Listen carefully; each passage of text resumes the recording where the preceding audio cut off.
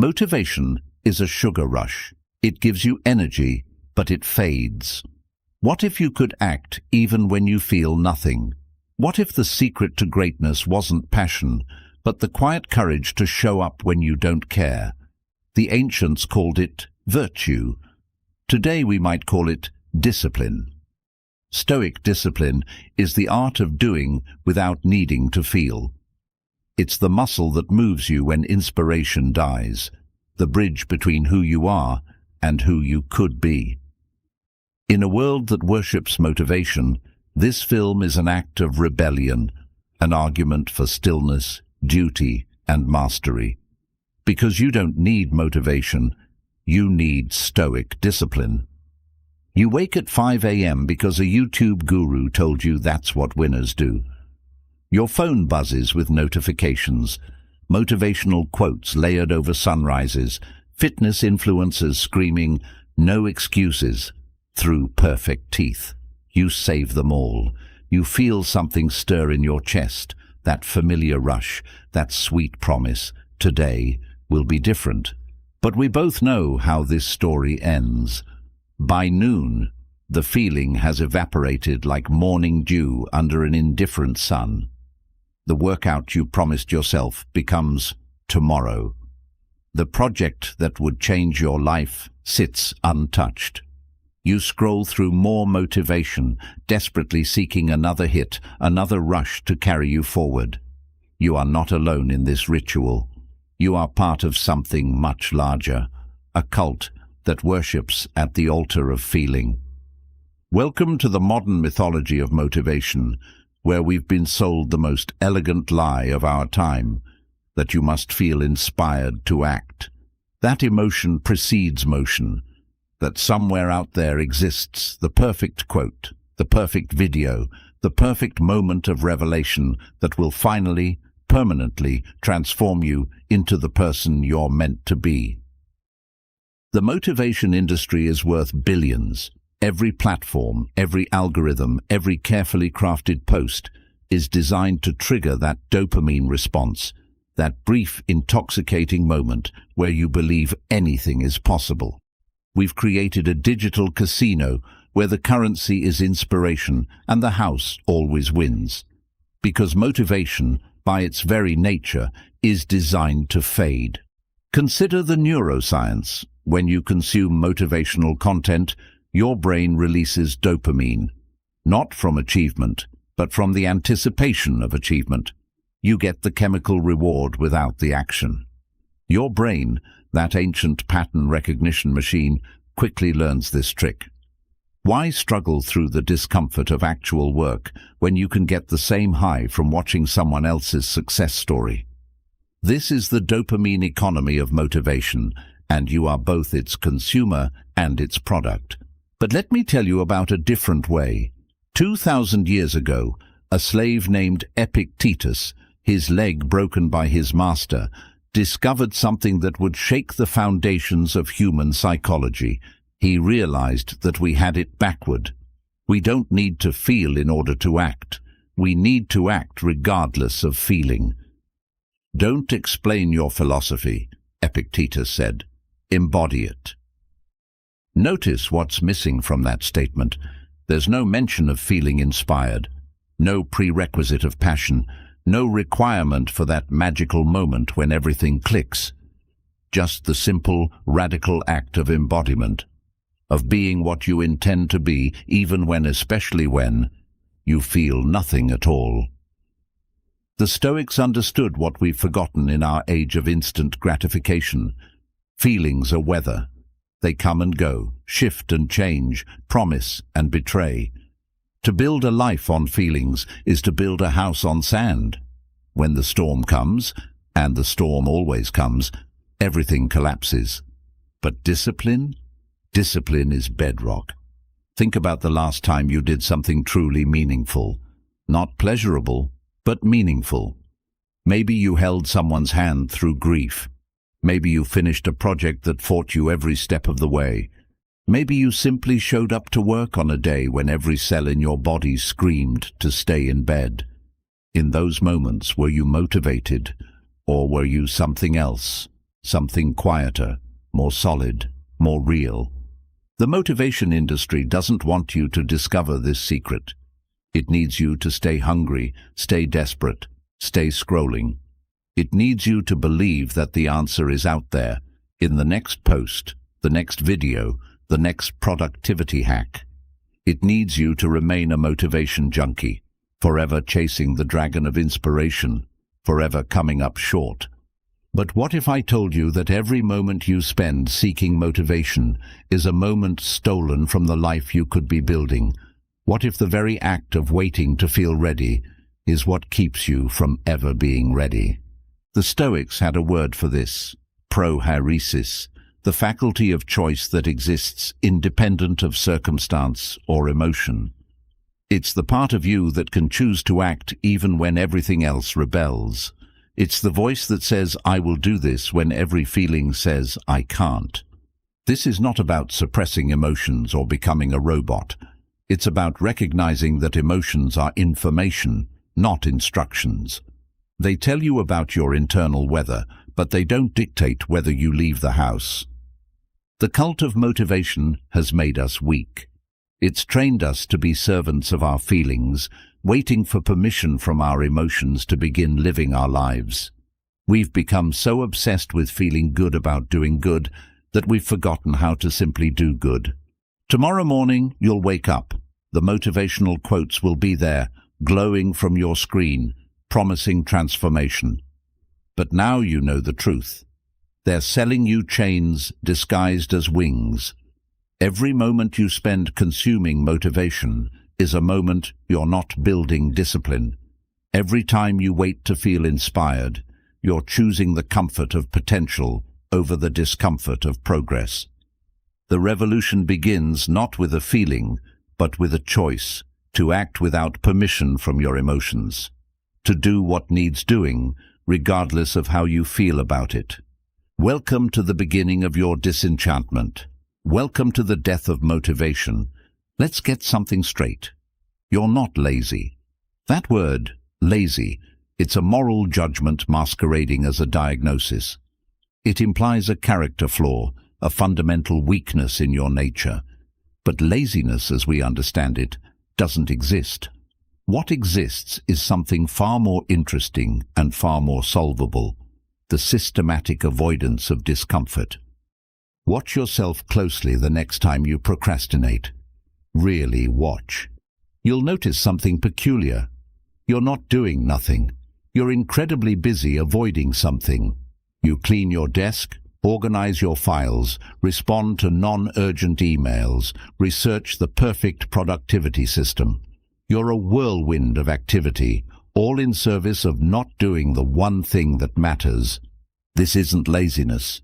This is fear dressed in the costume of distraction. The behavioral psychologists have known this for decades, but somehow the message got lost in translation.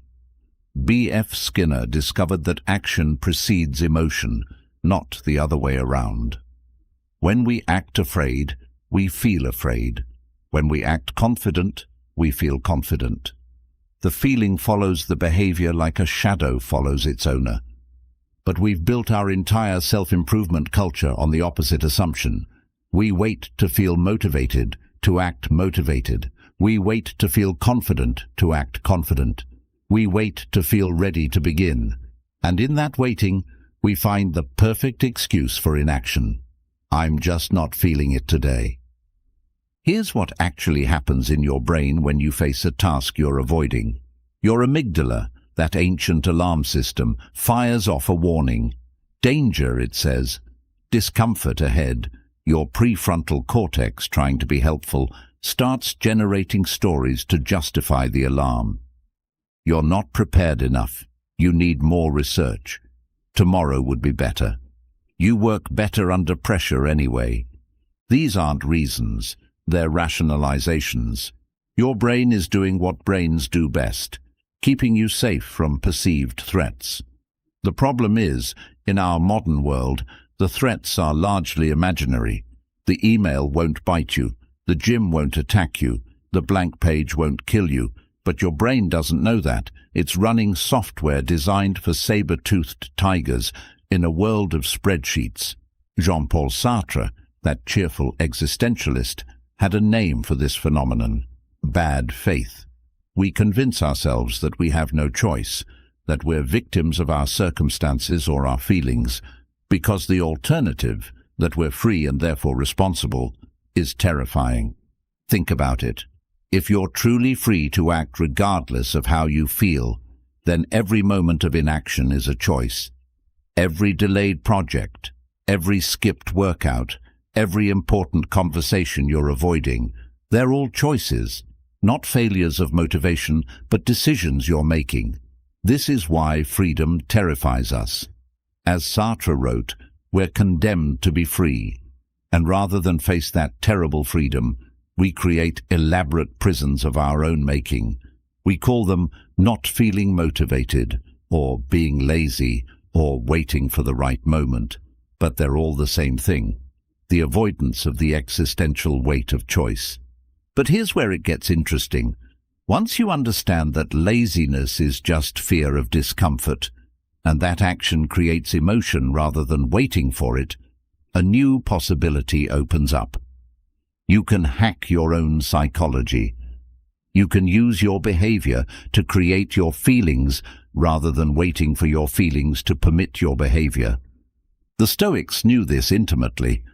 Marcus Aurelius, writing in his private journal while leading military campaigns on the frozen Danube frontier, didn't wait to feel like being emperor. He wrote, "At dawn, when you have trouble getting out of bed, tell yourself, I have to go to work as a human being. What do I have to complain of if I'm going to do what I was born for, the things I was brought into the world to do?" Notice the logic here, not I should feel motivated to get up, but I have work to do as a human being. The feeling is irrelevant. The duty remains. Modern psychology has actually validated this ancient wisdom. The technique called behavioral activation, used to treat depression, works on exactly this principle. Depressed patients who wait to feel better before acting remain depressed. But those who act despite not feeling like it, they recover. The action creates the emotion. The behavior shapes the experience. You've experienced this yourself, haven't you? The workout you didn't want to do, but felt great after. The project you dreaded starting, but found flow once you began. The difficult conversation you avoided for weeks that turned out to be transformative. In each case, the feeling followed the action. So why do we keep forgetting this lesson? Because the culture keeps telling us the opposite story. Every advertisement, every self-help book, every motivational speaker reinforces the myth that feeling must come first. They need you to believe this because it keeps you consuming, keeps you searching, keeps you buying the next solution. But you don't need another solution. You need to understand the problem. And the problem isn't that you lack motivation or that you're lazy. The problem is that you're waiting for permission from your emotions to begin living your life. Tomorrow, when you face that task you've been avoiding, remember, the discomfort you're feeling isn't a stop sign. It's just weather in your nervous system. You can act in any weather. You can move through the discomfort like walking through fog. It feels thick and impenetrable from a distance, but as you move through it, it parts around you, insubstantial as air. The psychology of laziness is actually the psychology of fear. And the antidote to fear isn't courage, it's action. Small, consistent, unglamorous action, taken without permission from your feelings. You're not lazy. You never were. You're just human, running ancient software in a modern world. But now you know the secret. You can update your programming, one action at a time, one choice at a time, regardless of how you feel about it. I remember the morning everything stopped making sense. Not dramatically, no crisis, no tragedy, no identifiable cause. I simply woke up and felt nothing. The alarm rang at 6 a.m. as always. The sun performed its daily miracle of rising. The world continued its ancient rotation. But inside, where motivation was supposed to live, there was only silence. Have you been there? In that peculiar void between wanting to want and actually wanting, where you know intellectually what you should do, could list all the reasons why it matters, but feel absolutely nothing compelling you forward. I lay there for an hour, negotiating with the emptiness. Get up, I told myself. Silence. You have responsibilities. Silence. People are counting on you. Still silence. Every motivational technique I'd ever learned became meaningless noise against that profound absence of feeling. This is the moment the self-help industry doesn't prepare you for, when the feelings simply aren't there, when inspiration doesn't strike, when passion doesn't ignite, when you reach for motivation and find your hands empty. Most of us, in that moment, do what we've been trained to do. We wait. We scroll through our phones, seeking that spark. We tell ourselves we're not ready or need to be in the right headspace. We treat our absence of feeling as a valid reason for inaction, as if our emotions were some kind of cosmic permission slip we need before we can participate in our own lives. But that morning, in that void, I discovered something that changed everything. I got up anyway, not because I felt like it, not because I found some hidden reserve of motivation, not because I had a breakthrough or an epiphany. I got up because getting up was what happened next, feeling or no feeling. I moved through my morning routine like a ghost performing a ritual. Shower, coffee, work. Each action empty of emotion, but complete in execution. And something strange happened. Around midday, I noticed I had accomplished more than on many of my motivated mornings. Without the drama of feeling, without the internal negotiation and emotional management, there was just doing. Clean, simple, frictionless doing. The Stoics have a metaphor for this: the archer and the target. Once you've drawn your bow and aimed, once you've done everything in your power to prepare, you release the arrow. What happens next, wind, movement of the target, acts of fate, is not in your control. Your job was to draw, aim, and release. The rest belongs to the universe. But we've been trained to think backward. We wait for the universe to guarantee the outcome before we'll even pick up the bow. We want to feel certain of success before we'll risk beginning. We want the target to come to us. Marcus Aurelius wrote his meditations during a plague that killed millions, while leading brutal military campaigns, while managing an empire in decline. Do you think he felt motivated every morning? Do you think he woke up passionate about another day of death, politics, and impossible decisions? Confine yourself to the present, he wrote, not the future where motivation might arrive, not the past where it might have lived, the present, where action happens regardless of feeling. This is the discipline of presence, acting in the now without requiring emotional permission. It's what the Zen masters call chop wood, carry water. It's what Nike accidentally stumbled onto with just do it. It's the secret hidden in plain sight. You don't need to feel anything to do everything. But let's go deeper. What actually happens in that void between wanting and doing? It's not empty space. It's full of something else. Fear. Fear that without feeling, our actions are meaningless. Fear that we're just going through the motions. Fear that we're becoming machines. This fear is based on a fundamental misunderstanding of what makes us human. We think our feelings make us human, but our feelings are just weather. They come and go, shift and change, promise and betray. What makes us human is our capacity to act despite our feelings, to choose based on values rather than moods, to commit to a course of action that transcends the tyranny of the temporary emotion. The void between wanting and doing isn't a problem to be solved. It's a space to be inhabited. It's where discipline lives. It's where character is forged.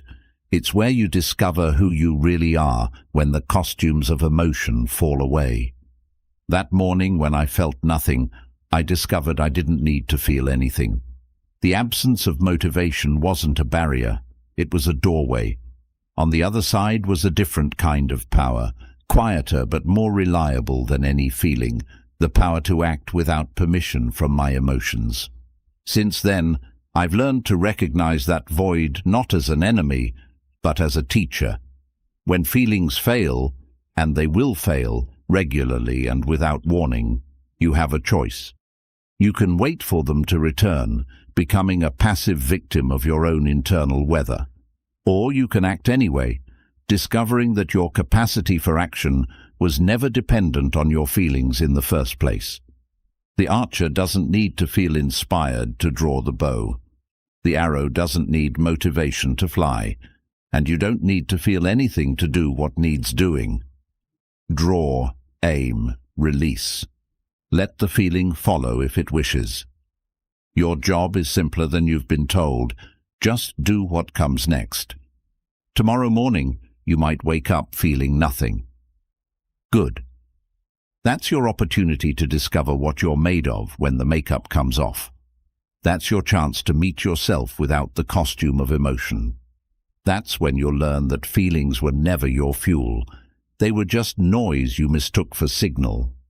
Follow your passion might be the most destructive advice ever normalized by modern culture. We tell it to our children like it's wisdom. We repeat it to ourselves like it's medicine.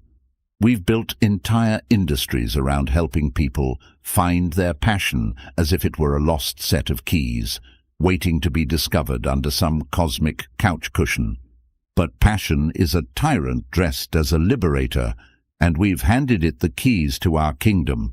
Consider what passion actually means, from the Latin passio, meaning suffering or enduring. The same root gives us passive and patient. Originally, passion meant something that happened to you, not something you chose. You suffered passion like you suffered illness. You endured it. You were its victim, not its master. Somewhere along the way, we inverted the meaning. We made passion into a prerequisite for meaningful action. We told entire generations that without passion, work is meaningless, relationships are empty, life is wasted. We created a world where those who don't feel passionate about their work are seen as failures, where those who act from duty rather than desire are dismissed as robots. But what happens when you make passion your master? You become its slave. Watch the passion-driven person carefully. They're on fire when the feeling is strong, absolutely unstoppable, for about 6 weeks. Then the passion shifts, as passion always does, and they're on to the next thing. They leave behind a graveyard of half-finished projects. Each one started with absolute conviction, each one abandoned when the feeling faded. They're not failures.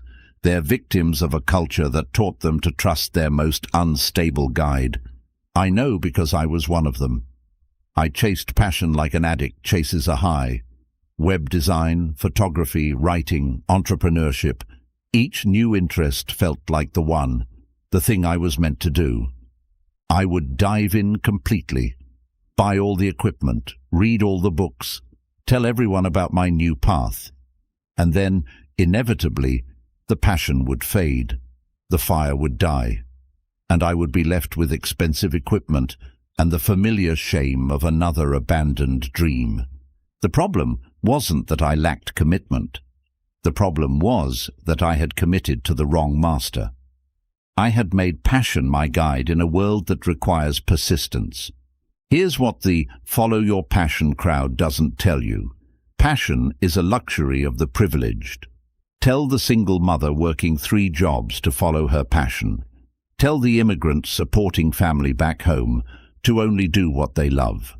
Tell the farmer whose crops are failing that they should find work that ignites their soul. They can't follow passion because they're following something more important, necessity, duty, responsibility. And in that following, many of them find something passion could never provide, meaning that endures beyond feeling. Nietzsche understood this deeply. "He who has a why to live can bear almost any how," he wrote. But we've misread him. We think the why must be passionate, emotional, inspiring. We think it must make us feel alive. But Nietzsche's why was often brutal, difficult, unsexy. It was the why of the mountain climber who continues despite exhaustion, the why of the artist who creates despite poverty, the why of the philosopher who thinks despite isolation. Not passion, purpose, not feeling, will. The Stoics took this even further. They inverted Nietzsche's formula. He who masters the how will discover his why. Don't wait for passion to reveal your purpose. Master the mundane, and meaning will emerge from the mastery itself. Marcus Aurelius didn't passion his way to wisdom. He disciplined his way there. Day after day, campaign after campaign, crisis after crisis, he did what was necessary, not what he was passionate about. And in that doing, he discovered something passion could never have taught him. That meaning comes from meeting what life demands, not from following what you desire. This is the brutal truth about passion. It makes you weak. It teaches you to act only when you feel, to commit only when you're inspired, to persist only when it's enjoyable. But life doesn't care about your passion. Life demands action regardless of feeling. Life requires persistence through boredom, commitment through doubt, work through exhaustion. The person who can only act when passionate is like a sailor who can only sail in perfect weather, useless when the storm comes, and the storm always comes. But there's another way, an older way, a way that predates our modern obsession with feeling. It's the way of discipline, of duty, of what the Stoics called kathekon, appropriate action, regardless of feeling. The disciplined person doesn't ask, "What am I passionate about?" They ask, "What needs doing?" They don't wait for inspiration to strike. They show up and let consistency do what passion never could. Build something that lasts. Think about the things in your life that actually matter. Your relationships, your health, your character. Were these built on passion or persistence? Did you love your partner passionately every single day? Or did you choose them repeatedly through seasons of feeling and not feeling? Did you build your body through constant motivation or through showing up when you didn't want to? Passion is a sprint. Life is an ultra-marathon, and you can't sprint for 100 miles. The tyranny of passion is that it promises freedom, but delivers dependency. It promises fulfillment, but delivers frustration. It promises clarity, but delivers chaos. And worst of all, it promises that feeling good about what you do is more important than doing good in the world. Tomorrow, when someone tells you to follow your passion, remember what they're really saying. Only act when you feel like it. Only commit when it's easy. Only persist when it's fun. Remember that they're asking you to be a slave to your most fickle master. Then choose the harder path, the path of discipline, the path where you act, not because you feel passionate, but because action is called for. Where you persist, not because it's exciting, but because the work isn't finished. Where you commit, not because you're inspired, but because commitment is what transforms a life from a series of passionate moments into something resembling meaning. Passion is not your friend. It's a fair-weather companion who will abandon you when you need it most. But discipline is the friend who shows up to help you move in the rain. Discipline is what remains when passion has long since departed. Discipline is what builds lives worth living. 2,000 years ago, in a slave market in Hierapolis, a man with a twisted leg was being sold like cattle. His name was Epictetus, and he would become one of history's greatest philosophers, not despite his circumstances, but because of how he chose to meet them. When his master twisted his leg until it broke, Epictetus reportedly said, "You will break it." And when it broke, he said simply, "I told you so." No anger, no self-pity, no drama, just the clear observation of cause and effect, and the radical acceptance of what is. This is Stoicism. Not the cold suppression of emotion that popular culture imagines, but something far more radical. The complete ownership of your response to life, regardless of what life throws at you. We need to understand something crucial here. Stoicism isn't about not feeling. It's about not being controlled by feeling. It's the difference between having emotions and being had by them. It's the recognition that between stimulus and response, there exists a space. And in that space lives your freedom. Marcus Aurelius knew this space intimately. Emperor of Rome at its height, the most powerful man in the known world, he could have had anything he wanted. Instead, he had everything he didn't want. A plague that killed millions, wars he didn't start but had to finish, a son who would destroy everything he built. His private journal, which we know as Meditations, reveals a man constantly returning to one central practice, the discipline of perception, action, and will. "You have power over your mind, not outside events," he wrote. "Realize this, and you will find strength." This isn't wishful thinking. It's a technology of the mind, as practical as engineering. The Stoics developed specific techniques, mental models, and practices designed to build what they called ataraxia, a state of robust tranquility that comes not from avoiding life's storms, but from developing an unshakable center. Seneca, the wealthy advisor to emperors, practiced poverty 1 week each month. He would sleep on the floor, eat only bread and water, wear his worst clothes, not as punishment, but as inoculation. Set aside a certain number of days, during which you shall be content with the scantiest and cheapest fare, with coarse and rough dress, saying to yourself the while, "Is this the condition that I feared?" By practicing hardship voluntarily, he removed its power to terrorize him. By choosing discomfort, he transformed it from something that happened to him into something he did. This is the crucial shift.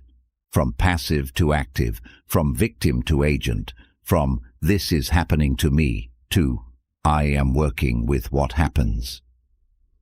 The Stoics called this amor fati, love of fate, not resignation, but the active embrace of what is.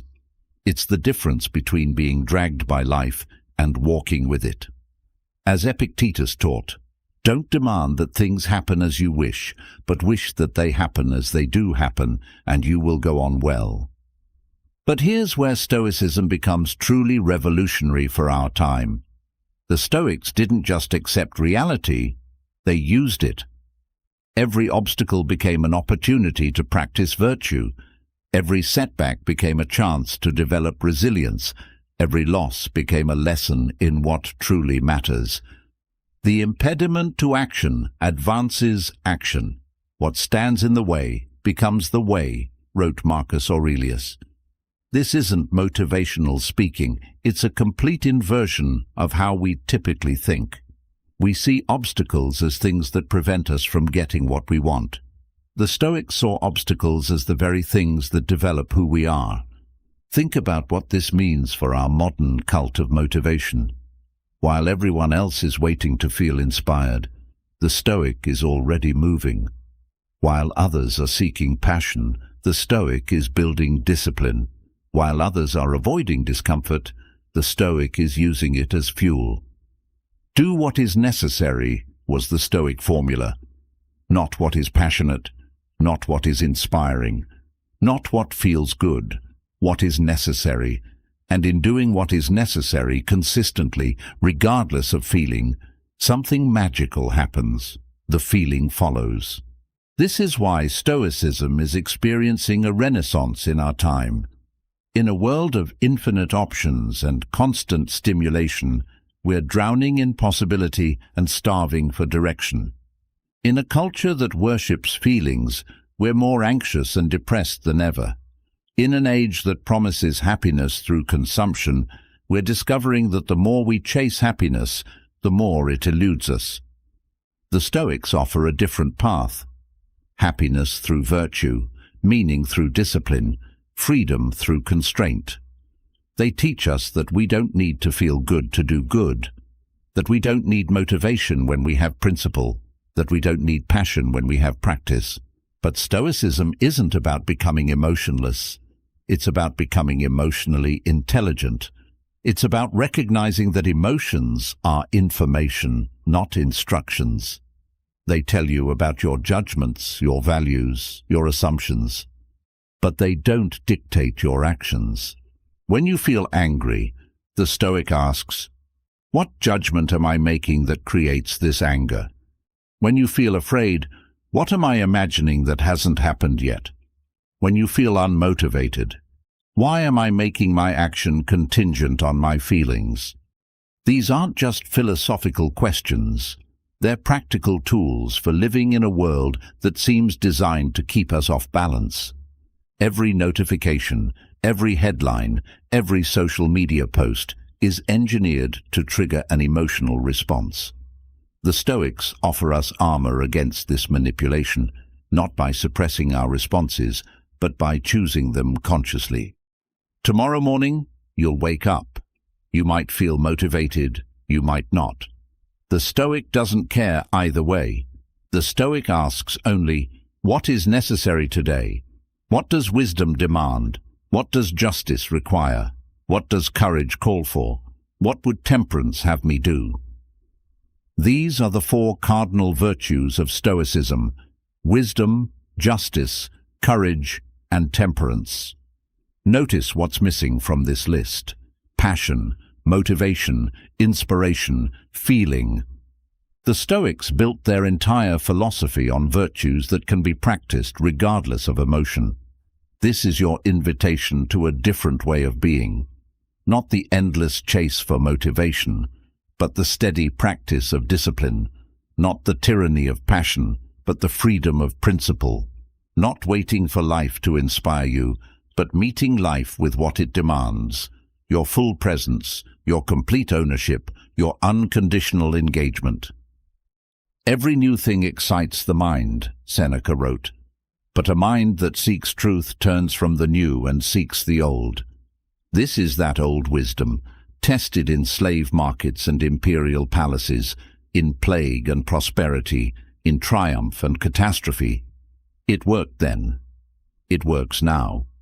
It will work tomorrow when you wake up feeling nothing and choose to act anyway. Do what is necessary, and the feeling will follow.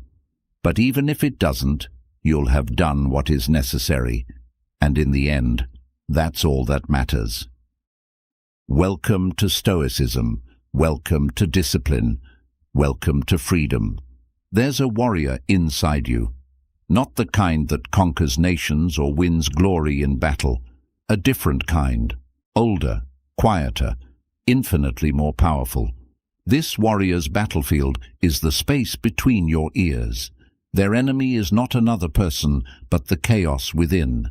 Their victory is not domination, but discipline. This warrior has been sleeping, buried under years of comfort-seeking and motivation-chasing. But they're still there, waiting. And today, we wake them up. Let me be clear about what discipline actually is, because we've been taught to fear it. We imagine drill sergeants and punishment, rigid rules and joyless compliance. We think discipline means external control, someone or something forcing us to act against our will. But that's not discipline. That's obedience. And obedience is for slaves. True discipline is internal order. It's the arrangement of your inner world in such a way that right action flows naturally from right thinking. It's not about forcing yourself to do things you hate.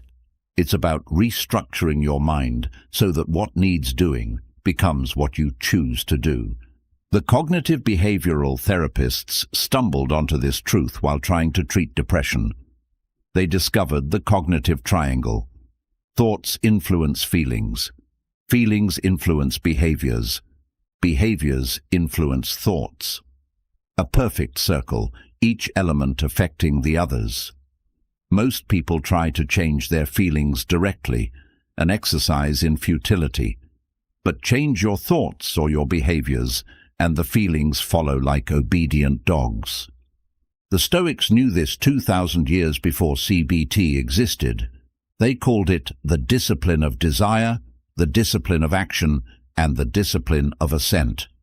Master what you want, what you do, and what you accept as true, and you master yourself. But here's where the warrior metaphor becomes essential. This isn't passive acceptance or gentle redirection. This is combat. Your undisciplined mind will fight you. It will scream, negotiate, manipulate, and sabotage. It will use every trick it knows to maintain the comfortable chaos of following feelings. Picture a blacksmith's forge. The iron doesn't want to become a sword. It resists the heat, the hammer, the pressure. Every strike is violence against its current form. But the blacksmith doesn't stop when the iron resists. The resistance is part of the process. The heat and pressure aren't destroying the iron, they're revealing what it could become. You are both the iron and the blacksmith. The part of you that resists discipline is the raw material. The part that insists on discipline is the craftsman. And every day, every choice, every action is another strike of the hammer, shaping you into what you're meant to become. Modern neuroscience has shown us what happens in the brain during this forging process.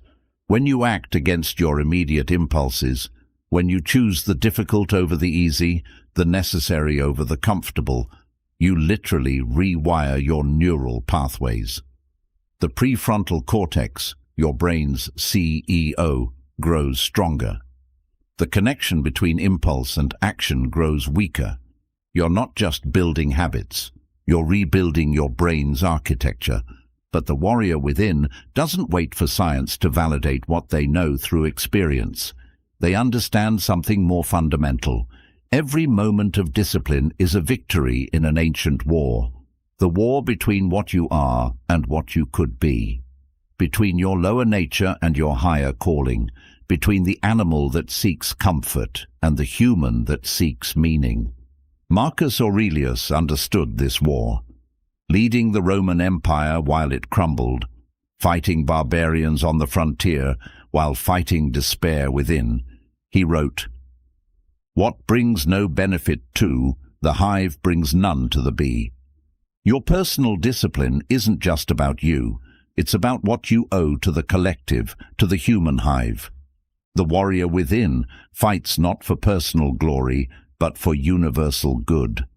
This changes everything about how we approach discipline. It's not self-punishment or self-denial. It's self-creation. Every time you wake up early when you want to sleep, you're not torturing yourself. You're sculpting yourself. Every time you do the work when you don't feel like it, you're not forcing yourself. You're forging yourself. The warrior within doesn't need motivation because warriors don't fight only when they feel like it. They fight when fighting is necessary. They don't need passion because duty is stronger than desire.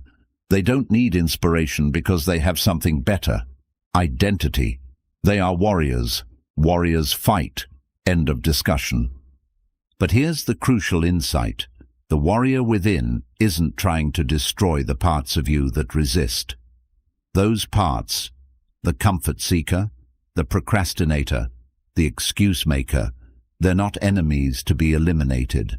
They're forces to be organized, energies to be directed, soldiers to be disciplined. Your desire for comfort? Channel it into creating sustainable systems that make discipline easier. Your tendency to procrastinate?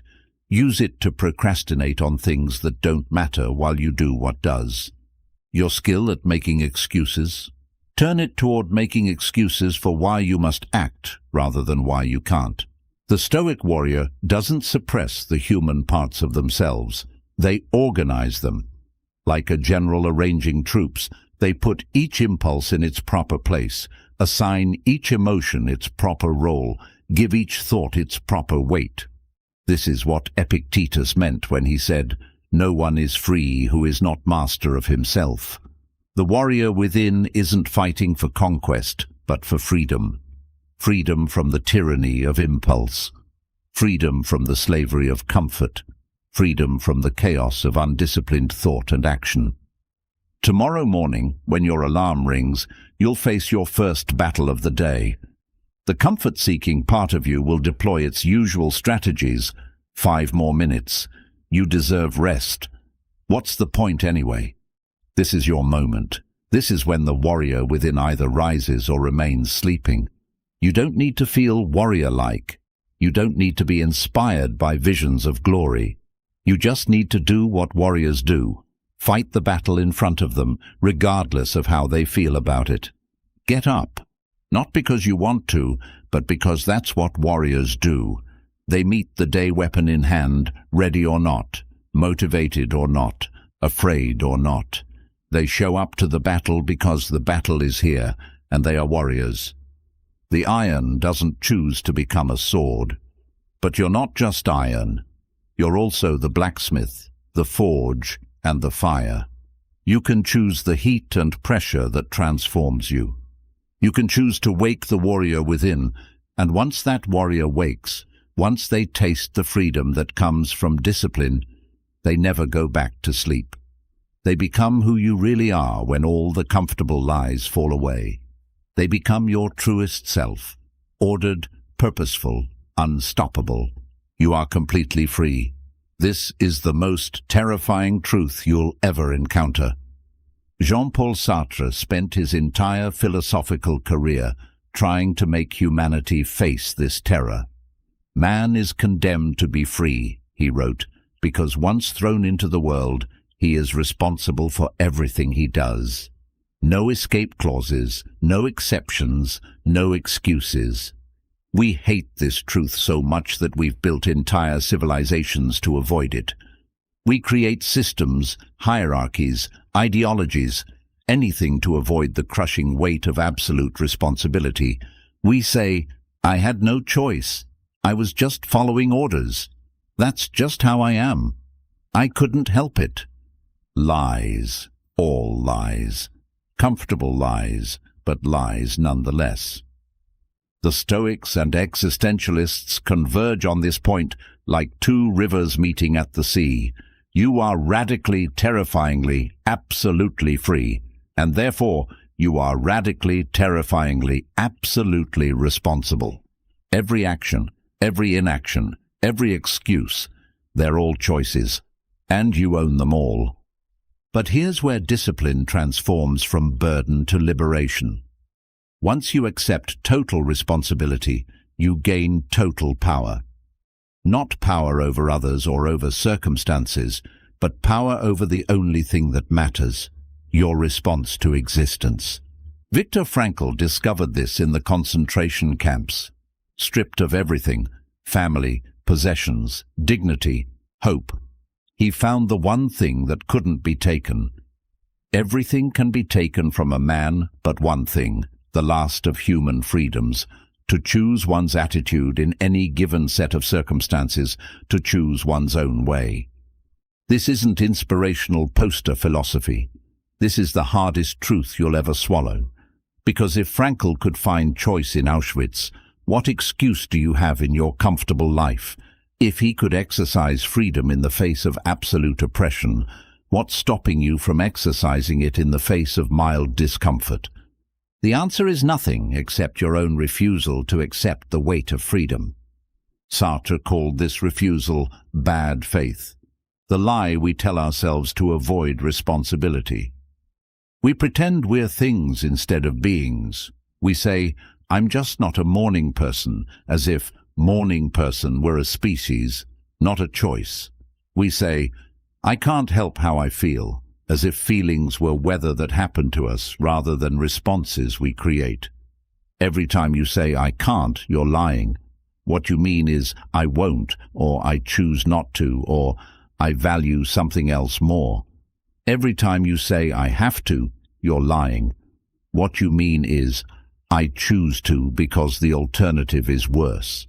You don't have to go to work. You choose to because you prefer employment to homelessness. You don't have to be patient with your children. You choose to because you value their well-being over your convenience. This isn't semantic games. This is the difference between slavery and freedom.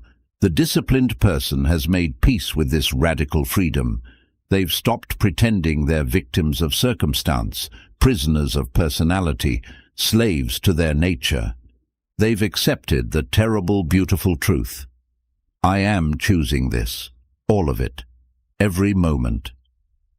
Freedom is not doing what you want, the Stoics taught. It's wanting what you do. Read that again. Freedom isn't the ability to follow every whim, to satisfy every desire, to avoid every discomfort. That's not freedom. That's slavery to impulse. True freedom is the ability to want what you're already doing, to choose what's already happening, to will what must be done. This is where discipline and freedom become one. The disciplined person doesn't follow their desires, they create them. They don't wait to want to exercise. They choose to want it. They don't hope to feel like working. They decide to embrace the work. They transform have to into choose to and discover that they've been free all along. But with freedom comes its twin, responsibility. And this is where most people retreat back into the comfortable prison of excuses. If you're free, truly free, then every aspect of your life is your responsibility. Not fault, responsibility. There's a difference. Fault looks backward, assigns blame, wallows in guilt. Responsibility looks forward, accepts ownership, creates change. You might not be at fault for your circumstances, but you're responsible for your response. You might not be at fault for your trauma, but you're responsible for your healing. You might not be at fault for your limitations, but you're responsible for working within or around them. This is why discipline isn't optional for the person who accepts their freedom. Once you know you're choosing, you can't pretend otherwise. Once you see that every moment is a decision, you can't unsee it. And once you accept responsibility for your choices, discipline becomes the only sane response. The alternative is what Sartre called anguish, the overwhelming anxiety that comes from recognizing your freedom without accepting your responsibility.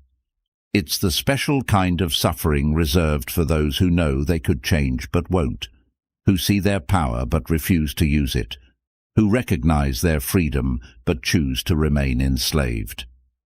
Modern psychology has a term for this: learned helplessness. We teach ourselves to be victims. We train ourselves to be powerless. We practice incompetence until it feels like identity, and then we wonder why we're miserable. The Stoics offer a way out: premeditatio malorum, the premeditation of evils. Imagine losing everything: your job, your health, your loved ones. Feel the weight of that loss. Then realize, even then, you would be free. Even then, you would have choice. Even then, you could choose your response. This isn't morbid fantasizing. It's freedom training. It's recognizing that if you could maintain your agency in the worst circumstances, you can certainly maintain it in your current ones. Tomorrow you'll wake up and face 1,000 small choices. What time to rise, what to eat, how to work, how to respond to others. In each moment, you'll be tempted to pretend you're not choosing. You'll want to blame your mood, your energy, your circumstances, your nature. Don't. Own every choice. Accept every responsibility. Embrace every freedom. Not because it feels good, it might feel terrible, but because it's true. And discipline is simply the practice of living in alignment with truth. Regardless of how that truth feels, you are free. Terrifyingly, absolutely free. And discipline is how you transform that terror into power, that freedom into meaning, that responsibility into destiny. The existentialists were right. Existence precedes essence. You exist first. And then you create what you are through your choices. Every disciplined action is a brushstroke on the canvas of your being. Every moment of ownership is a declaration of who you choose to be. You don't need permission, you don't need motivation, you don't need the right circumstances or the right feelings or the right anything. You just need to choose and then live that choice with discipline, because you're free, and freedom, real freedom, is discipline. We need to talk about pain, not the dramatic, newsworthy kind, not tragedy or trauma or crisis, the ordinary pain, the daily discomfort, the small sufferings that you spend your entire life trying to avoid. This avoidance is killing you. Not physically, though sometimes that too, but spiritually, psychologically, existentially. Every time you choose comfort over discomfort, ease over effort, numbness over feeling, you're choosing death over life. Small deaths, perhaps, but they add up. The modern world is an elaborate conspiracy against discomfort, climate-controlled environments, on-demand entertainment, instant gratification, pharmaceutical solutions to every unpleasant sensation. We've built a civilization dedicated to the elimination of suffering, and in doing so, we've eliminated something essential: our capacity to grow. Pain is information. It tells you where your edges are, where growth is possible, where attention is needed. But we've been taught to shoot the messenger. Headache? Take a pill. Boredom? Check your phone. Loneliness? Scroll social media. Anxiety? Medicate, distract, avoid. But what if pain isn't the enemy? What if it's the teacher you've been avoiding your whole life? Viktor Frankl discovered this in the most unlikely classroom, the Nazi concentration camps. Surrounded by unimaginable suffering, he observed something remarkable. Those who found meaning in their suffering survived. Those who couldn't find meaning perished. Not just physically, spiritually, they died long before their bodies gave out. When we are no longer able to change a situation, Frankl wrote, we are challenged to change ourselves. This is the alchemy of suffering. It can destroy or transform, depending on how you meet it. And discipline is the practice of meeting it well. The Stoics had a practice called voluntary hardship. They would sleep on hard floors, fast regularly, take cold baths, wear rough clothing. Not as punishment, but as education. They were teaching themselves that comfort isn't necessary, that they could function without it, that they were stronger than they knew. Modern science has validated this ancient practice.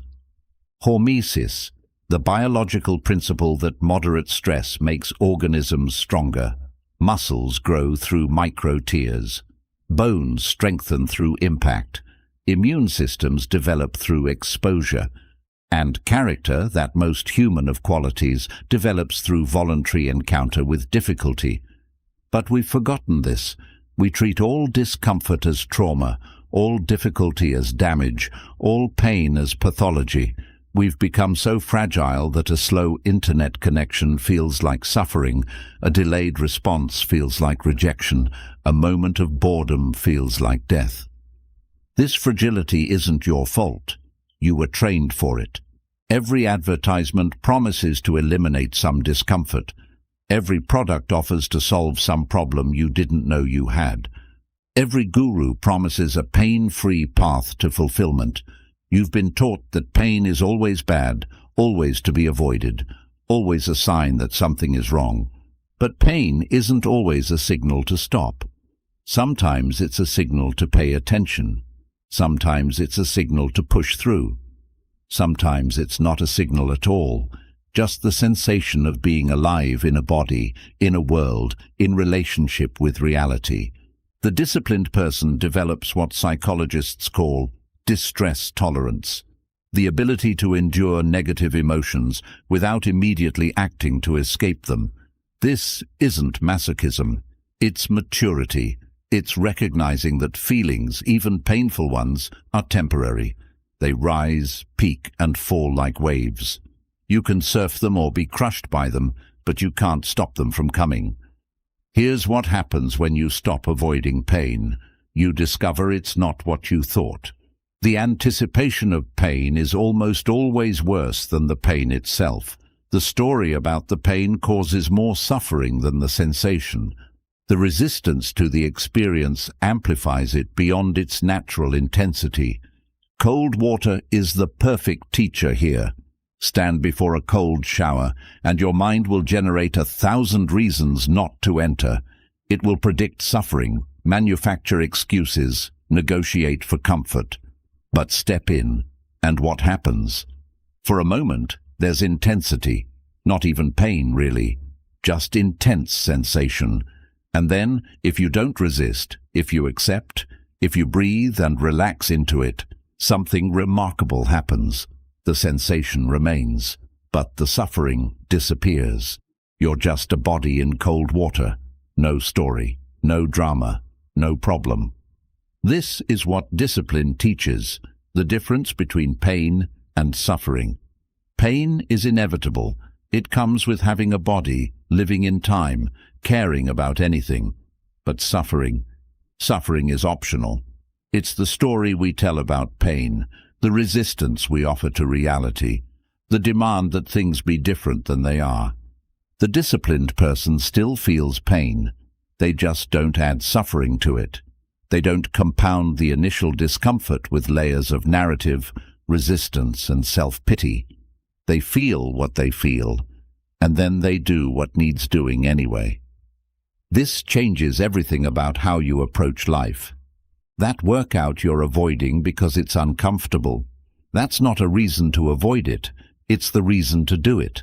That difficult conversation you're postponing, the discomfort isn't a red light, it's a green one. That project that scares you, the fear isn't a wall, it's a door. Navy SEALs have a saying, "Get comfortable being uncomfortable." This isn't tough guy posturing. It's practical wisdom. In a world of constant change and uncertainty, comfort with discomfort is the only reliable comfort. It's the only security that can't be taken from you. But here's the deeper truth. Pain isn't just something to endure. It's something to learn from. Every discomfort contains information. Physical pain tells you about your body's limits and needs. Emotional pain tells you about your attachments and values. Existential pain tells you about meaning and purpose. The person who avoids all pain learns nothing. They remain infants in adult bodies, demanding that reality conform to their comfort, throwing tantrums when it doesn't. They never develop the capacity to endure, to persist, to overcome. They never discover what they're capable of because they never test themselves against anything difficult. But the person who embraces appropriate pain, who sees discomfort as teacher rather than enemy, who practices voluntary hardship as a form of education, this person becomes anti-fragile. They don't just survive difficulty, they grow from it. They don't just endure suffering, they transform it into strength. Tomorrow, you'll face some form of pain, maybe physical, the burn of exercise, the ache of work, maybe emotional, the sting of rejection, the weight of responsibility, maybe existential, the burden of choice, the anxiety of freedom. When it comes, don't reach for the nearest escape. Don't immediately move to comfort. Stay with it for a moment. Breathe into it. Ask it what it's teaching you. Thank it for the lesson. Then do what you need to do, not despite the pain, but informed by it. This is what discipline makes possible, a different relationship with the inevitable difficulties of existence, not seeking suffering, but not fleeing from it either, not glorifying pain, but not demonizing it, simply accepting it as part of the curriculum of being human. Pain is a teacher. Discipline is how you attend the class. At 4:30 a.m., before the world wakes, before the chaos begins, before your mind has time to generate excuses, you rise. Not because you're a morning person, not because you feel inspired, but because you've decided that this is what happens at 4:30 a.m. You rise. This is a ritual, not a habit, though it may look like one from the outside. A habit is something you do automatically. A ritual is something you do deliberately, with presence, with intention, with reverence for the act itself. Habits are about efficiency. Rituals are about transformation. The modern world has forgotten the power of ritual. We've replaced it with routine, soulless repetition designed for productivity. We've optimized our mornings for speed, our work days for output, our evenings for consumption. But in losing ritual, we've lost something essential, the daily practice of creating order from chaos. Every morning, chaos awaits. Your phone buzzes with other people's priorities. Your mind churns with yesterday's problems and tomorrow's anxieties. Your body carries the inertia of sleep, the resistance to movement, the desire to remain unconscious. This is the default state: entropy, disorder, decay. Ritual is how you fight back. Marcus Aurelius knew this. Every morning, despite ruling an empire in crisis, he would write. Not for publication, not for posterity, but for order. He would remind himself of his principles, examine his thoughts, prepare his mind for the day ahead. His meditations weren't philosophy, they were ritual, the daily practice of creating internal order before facing external chaos. When you wake up in the morning, he wrote, tell yourself, the people I deal with today will be meddling, ungrateful, arrogant, dishonest, jealous, and surly. This wasn't pessimism, it was preparation. It was the ritual of realistic expectation, of mental rehearsal, of choosing response before stimulus arrived. But ritual isn't just mental, it's physical, embodied, enacted. The Stoics understood this. They practiced specific behaviors designed to build specific capacities: cold exposure to build resilience, fasting to build independence from pleasure, silence to build thoughtfulness, simplicity to build clarity. These weren't random acts of self-denial. They were technologies of transformation, each one designed to develop a particular aspect of character. And they worked not through single dramatic acts, but through daily repetition, through the slow alchemy of consistent practice. Let me give you a modern ritual, one practiced by thousands who've discovered its power: the cold shower. Not occasionally when the hot water runs out. Every day, by choice. Here's what happens.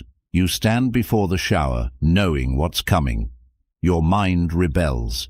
It generates excuses, predictions of suffering, urgent reasons why today should be an exception. This is the first battle. The battle against your own mind's protective mechanisms. You turn the handle anyway. The cold hits. Your body contracts, your breath catches, your every instinct screams to escape. This is the second battle, the battle against your body's reflexive responses. You stay, you breathe, you relax into the discomfort. Your body adapts, your mind settles. What seemed unbearable becomes simply intense, then simply sensation, then simply what's happening. This is the victory. Not over the cold, but over your own resistance to reality. The whole process takes 3 minutes, but in those 3 minutes, you've practiced everything that matters: choosing discomfort, overriding impulse, accepting reality, adapting to challenge, discovering capability. You've won the first victory of the day, and it's not even 5 a.m. This is why rituals matter. They're practice runs for life. They're controlled encounters with difficulty. They're daily proofs that you're stronger than your impulses, more capable than your comfort zone, more resilient than your fears. But rituals of order go beyond physical practices. They include the ritual of planning, sitting each Sunday to design your week, not hoping it goes well, but deciding how it will go. The ritual of reflection, reviewing each day not for judgment but for learning, asking what went well, what could improve, what will I do differently. They include the ritual of silence, periods of deliberate quiet in a world designed to be loud, not checking your phone for the first hour of the day, not filling every moment with podcasts and audiobooks, allowing space for thought, for processing, for the subtle voice of wisdom that only speaks in silence. They include the ritual of presence, moments of deliberate attention in a world of constant distraction. When you eat, just eat. When you walk, just walk. When you listen, just listen. No multitasking, no optimization, just the radical act of doing one thing completely.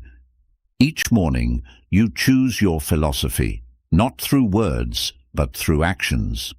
Do you reach for your phone or your journal? Do you feed your body or numb it? Do you create or consume? Do you act or react? These choices aren't neutral. They're votes for who you're becoming. Every ritual of order is a declaration. I am not at the mercy of chaos. I create structure. I choose discipline. I author my days. But here's what most people miss. Rituals aren't constraints. They're freedom. When you ritualize the essential, you free mental energy for the important. When you automate the fundamental, you create space for the creative. When you structure the predictable, you prepare for the unexpected. The person without rituals wakes up every day and has to decide everything.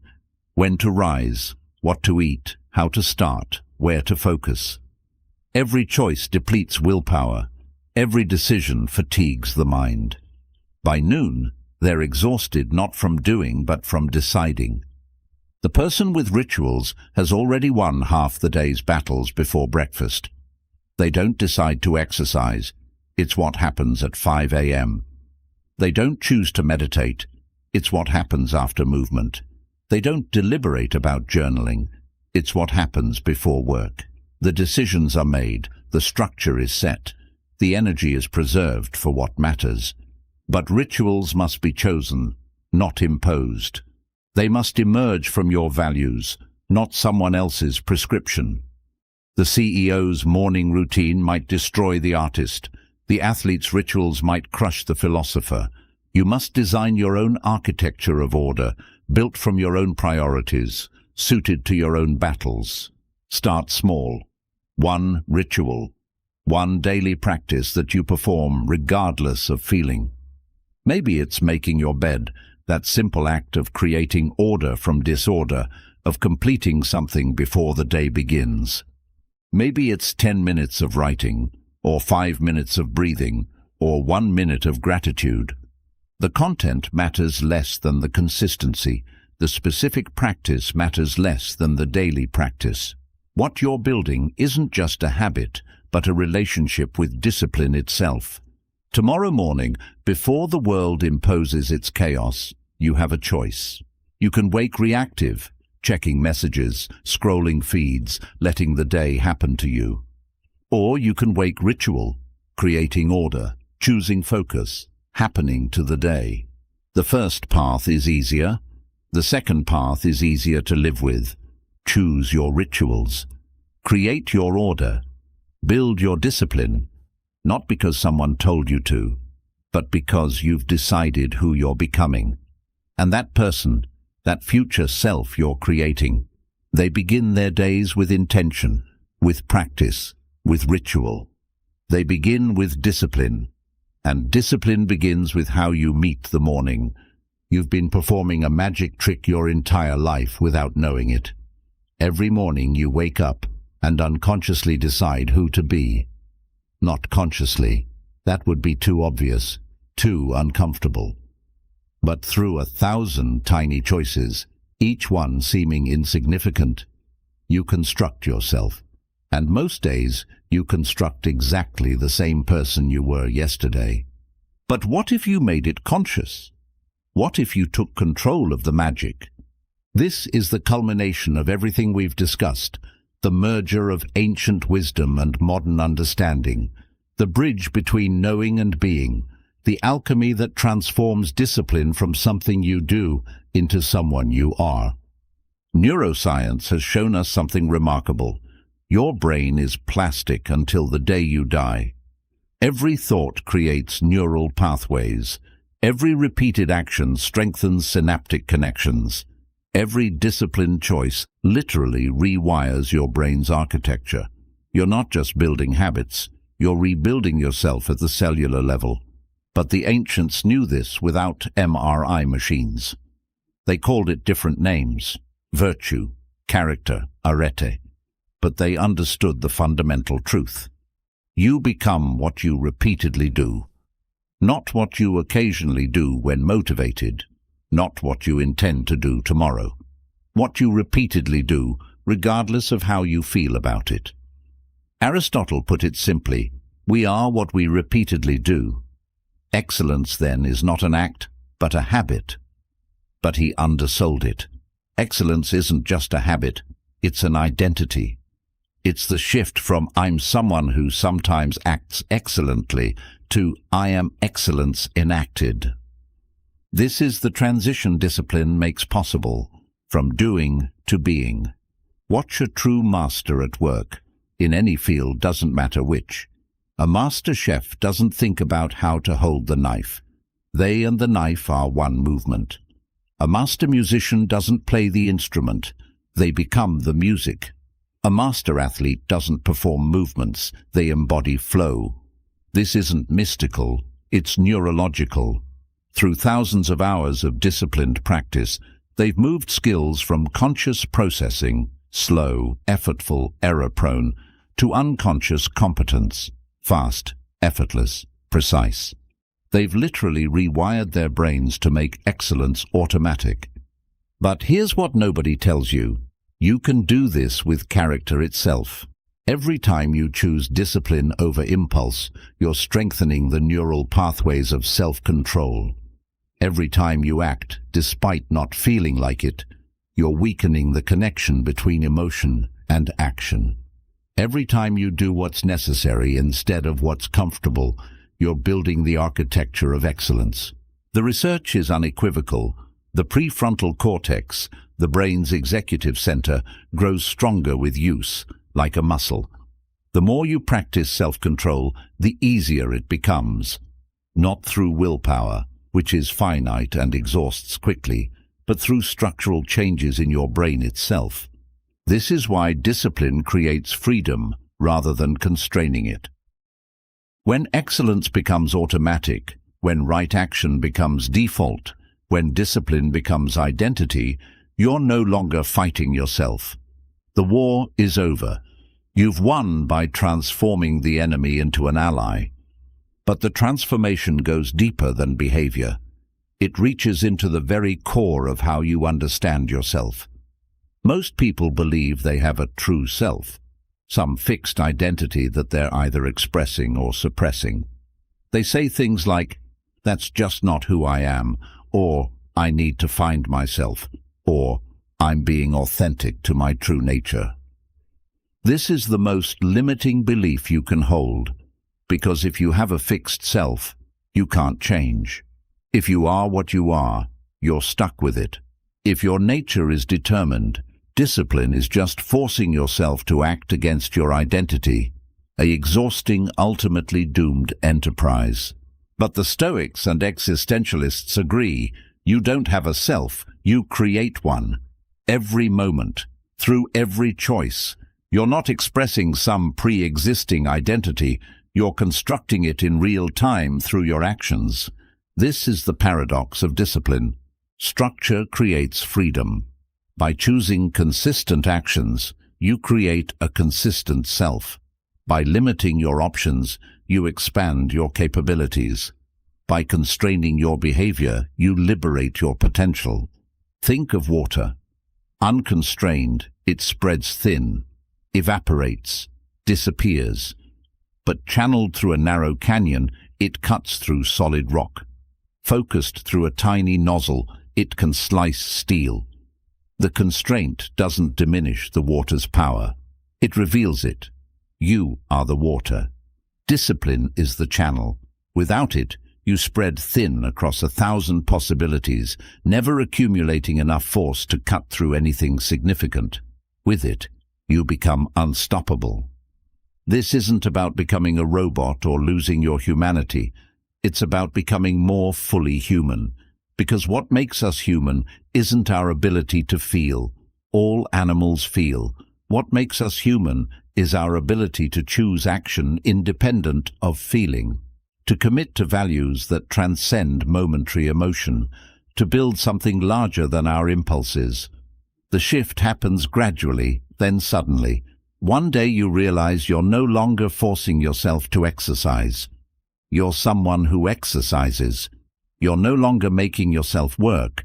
You're someone who works. You're no longer practicing discipline. You are disciplined. This is the death of the old self and the birth of the new. Not through dramatic transformation or spiritual awakening, but through the slow, patient accumulation of disciplined actions. Each one insignificant in itself. Together they amount to revolution. But here's the final secret. This isn't a destination you reach. It's a process you maintain. The moment you think you've arrived, you begin to decay. The moment you stop practicing discipline, you start losing it. Excellence isn't an achievement, it's a practice. Mastery isn't a state, it's a relationship. Marcus Aurelius knew this. Even as emperor, even after decades of philosophical practice, he continued his daily disciplines.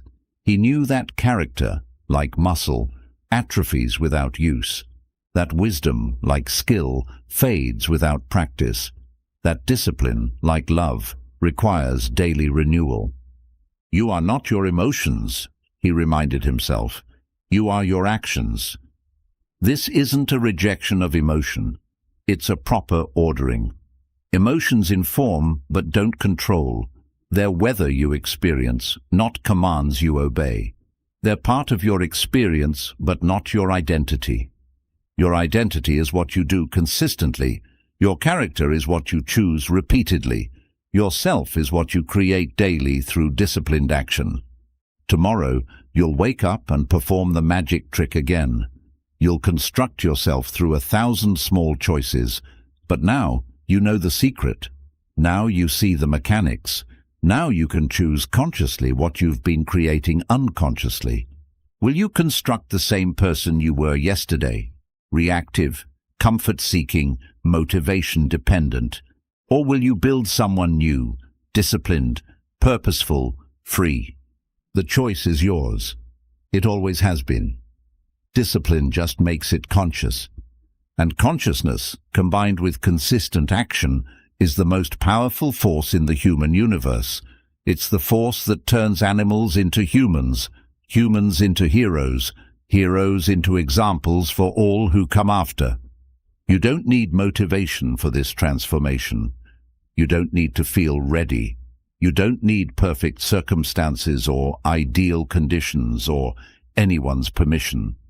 You just need to begin, and then continue, and then continue continuing, regardless of how you feel about it. Because discipline isn't something you have, it's something you are, and you become it one choice at a time. There's a janitor who cleans the hospital floors at 3 a.m. Every night, while the world sleeps, he moves through the corridors with his mop and bucket, erasing the day's chaos, preparing clean surfaces for tomorrow's healings and heartbreaks. No one sees him work. No one knows his name. He doesn't post about his consistency on social media. He doesn't need motivation quotes to show up. He just does.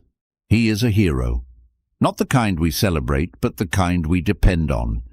This is what discipline looks like in its mature form. Not the fierce warrior battling inner demons, not the philosopher contemplating existence, but the quiet practitioner doing what needs doing, day after day, without fanfare, without recognition, without needing to feel special about it. We've lost sight of this kind of heroism. We celebrate the exceptional, the dramatic, the visible. The entrepreneur who built a billion-dollar company, the athlete who broke the record, the influencer who transformed their life and documented every moment. But these stories, while inspiring, have obscured a deeper truth. Most heroism is invisible. Most discipline is quiet. Most strength never makes the news. Consider the single mother who wakes at 5 a.m. to prepare lunches, works 2 jobs to pay rent, helps with homework despite her exhaustion, and still finds energy to read a bedtime story. She doesn't feel heroic. She feels tired. But the gods, as Marcus Aurelius would say, see effort, not emotion. They see the choice to continue when continuation seems impossible. They see discipline in its purest form, love enacted through exhausted action. Or the craftsman who spends decades perfecting his trade, not for fame or fortune, but for the quiet satisfaction of work well done. Each day he arrives at his workshop, picks up his tools, and continues the slow refinement of skill. No shortcuts, no hacks, no optimization strategies, just the patient accumulation of competence through consistent practice. These people don't talk about discipline, they embody it. They don't need motivation because they have something deeper, commitment to something beyond themselves. The janitor to cleanliness and order, the mother to her children's future, the craftsman to his craft's perfection. This is where discipline transcends technique and becomes virtue, where it stops being something you practice and becomes how you serve, where it transforms from self-improvement to self-giving. The Stoics understood this. They didn't practice discipline to become superior beings. They practiced it to become useful ones, useful to their families, their communities, their species. They understood that personal excellence without social contribution is just sophisticated selfishness.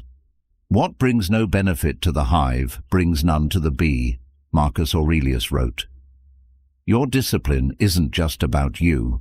It's about what you can offer when you're disciplined. It's about who you can serve when you're strong. It's about what becomes possible when you're reliable. The quiet heroes understand this intuitively. They don't see their discipline as special because they don't see it as separate from their duty. The nurse who stays calm during chaos isn't trying to be stoic. She's trying to save lives. The teacher who maintains patience with difficult students isn't practicing philosophy. She's teaching. The father who controls his temper isn't demonstrating virtue. He's protecting his children's emotional development. But this is exactly what makes them heroic. They've dissolved the boundary between discipline and life, between practice and purpose, between self-development and service. They don't need to motivate themselves to be disciplined because discipline is simply how they meet their responsibilities. This kind of heroism is available to everyone. You don't need exceptional circumstances or dramatic challenges. You just need ordinary responsibilities met with extraordinary consistency. You need the discipline to show up when showing up is all you can do. You need the strength to be useful when being useful is unsexy. The gods see effort, not emotion. They see the father who plays with his children after a crushing day at work. They see the student who studies despite doubt about the future. They see the elderly woman who maintains her garden despite arthritis. They see you every time you choose duty over desire, service over self-pity, continuation over quitting. These acts don't feel heroic in the moment. They feel like Tuesday, like doing the dishes, like answering the email, like showing up to the meeting you don't want to attend. But heroism isn't a feeling, it's a fact. The fact of choosing action when inaction would be easier. The fact of serving when selfishness would be understandable. The fact of continuing when stopping would be justified. The quiet hero doesn't announce their discipline. They don't need others to know they woke up early, that they're tired, that they're struggling. They carry their burden without making it everyone else's. They solve problems without creating drama. They suffer without performing their suffering. This isn't about suppressing struggle or pretending everything is fine. It's about containing your chaos so it doesn't spill onto others. It's about being the stable point in an unstable world. It's about becoming someone others can depend on, especially when they can't depend on themselves. The janitor finishes his shift as the sun rises. The hospital begins to wake. Doctors arrive, nurses change shifts, patients stir. None of them think about the clean floors beneath their feet. But those floors, that foundation of cleanliness and order, make everything else possible. The life-saving surgery happens in a sterile environment because someone maintained that sterility. The healing happens in clean spaces because someone created those spaces. This is what your discipline does. It creates the conditions for life to flourish. Your life and the lives you touch, not dramatically, not visibly, but essentially. You become the clean floor others stand on, the stable foundation others build upon, the quiet strength others lean against without knowing they're leaning. Tomorrow, you won't feel like a hero. Heroes in movies feel heroic. Chest swelling, music rising, purpose clarifying. But real heroes just feel Tuesday. They feel tired. They feel ordinary. They feel the weight of ordinary responsibilities ordinarily met. But they meet them anyway, without fanfare, without recognition, without needing to feel special about it. Because that's what heroes do. They show up. They serve. They continue. And the gods see effort, not emotion. They see you. Your phone contains more information than entire civilizations possessed. Every notification brings news from distant continents, outrage from strangers, demands from everywhere and nowhere. You live in an attention economy where your focus is the product and distraction is the business model. This isn't just information overload, it's emotional assault, designed and optimized by algorithms that know your triggers better than you do. How do you practice Stoicism in this? Marcus Aurelius dealt with plague, war, and political intrigue. But he never faced an engineered outrage machine in his pocket, vibrating with calculated urgency every few minutes. He never confronted an economy built on emotional manipulation, where your anxiety is someone's revenue stream, where your anger is someone's engagement metric. The ancient Stoics had to maintain equanimity in the face of actual physical danger. We have to maintain it in the face of manufactured psychological chaos. In some ways, our challenge is harder. You can run from a tiger, you can't run from the internet. But the principles remain sound, perhaps more necessary now than ever. The Stoic practices aren't outdated, they're prophetic. They're exactly what we need to remain human in an environment designed to make us reactive machines. Start with the fundamental recognition. Most of what demands your attention doesn't deserve it. The breaking news that breaks nothing but your concentration. The urgent email that's only urgent to someone else. The social media post designed to trigger your tribal instincts. These aren't real problems. They're simulated problems, manufactured to hijack your emotional responses. The Stoics had a practice. The view from above. Imagine yourself rising up, seeing your city, your country, your continent, the earth itself. From that height, how important is the Twitter argument? How urgent is the celebrity scandal? How critical is the thing that's making your blood pressure rise? But in our time, we need a new practice, the view from within. Before you respond to any external stimulus, pause. Look inward. What's happening in your body? What emotion is arising? What story is your mind constructing? This pause, even just 3 seconds, is your freedom. It's the space between stimulus and response where choice lives. The digital world is designed to eliminate this pause. Everything is engineered for immediate reaction. The comment box is right there. The like button begs to be pressed. The share function promises instant validation. The entire architecture is built to bypass your prefrontal cortex and trigger your amygdala, to make you react from emotion rather than respond from wisdom. This is why discipline isn't optional in the digital age. It's survival. Without it, you become a puppet, your strings pulled by whoever can trigger the strongest emotional response. With it, you become something increasingly rare, a human being capable of considered response. The Stoics teach emotional detachment, but this is widely misunderstood. It doesn't mean not feeling. It means not being controlled by feeling. It means experiencing emotion without becoming emotion. It means maintaining a stable center while the surface churns with temporary weather. In our context, this becomes practical psychology. When you read something that triggers anger, you can feel the anger without becoming angry. You can notice it, name it, examine it, and then choose your response based on principle rather than passion. I'm experiencing anger rather than I am angry. The emotion becomes information, not identity. This detachment is psychological armor in an attention war. Every platform, every app, every notification is weaponized to penetrate this armor.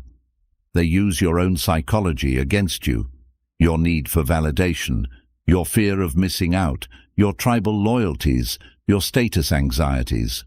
But when you maintain Stoic detachment, these weapons lose their power.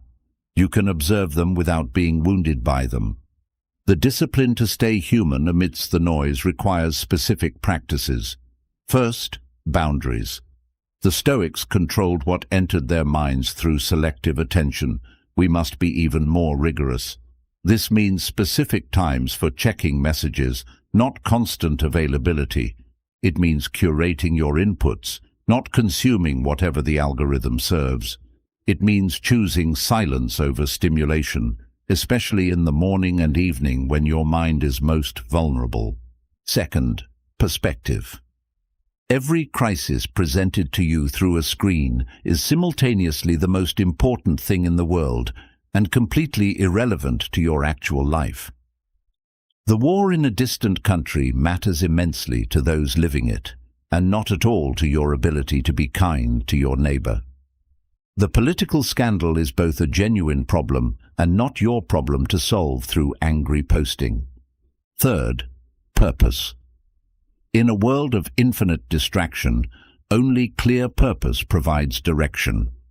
The Stoics lived according to virtue, wisdom, justice, courage, temperance. What do you live according to? Without a clear answer, you'll be swept along by whatever current is strongest. With a clear answer, you can navigate any chaos. The outrage economy depends on your participation. It needs you angry, afraid, addicted to the next hit of indignation. But you can opt out. Not by avoiding technology, that's neither practical nor necessary, but by using it rather than being used by it, by maintaining human agency in systems designed to erode it. This is modern Stoicism, not the rejection of the contemporary world, but the disciplined engagement with it. Using technology without becoming technological. Consuming information without being consumed by it. Participating in digital culture while maintaining analog wisdom. The ancient Stoics spoke of the cosmic city, the idea that all humans are citizens of the same universal community. The Internet promised to create this cosmic city. Instead, it created a cosmic battlefield where every difference becomes a war, every opinion becomes an identity, every disagreement becomes existential combat. But you don't have to fight every battle presented to you. You don't have to have an opinion on every issue. You don't have to respond to every provocation. The discipline to remain silent when everyone is shouting, this is strength. The courage to be uncertain when everyone is certain. This is wisdom. The restraint to not add your noise to the noise. This is service. Tomorrow, your phone will present you with 100 crises, 1,000 opinions, a million reasons to react, but you have a choice. You can be played by the chaos, or you can play your own game. You can be conducted by the noise, or you can maintain your own rhythm. The Stoic in the digital age isn't the one who retreats from modernity, but the one who engages with it consciously, who uses the tools without being used, who maintains human warmth in algorithmic coldness, who remembers that behind every avatar is an actual person struggling with the same chaos you are. Stay human. It's the ultimate act of rebellion in a world trying to make you otherwise.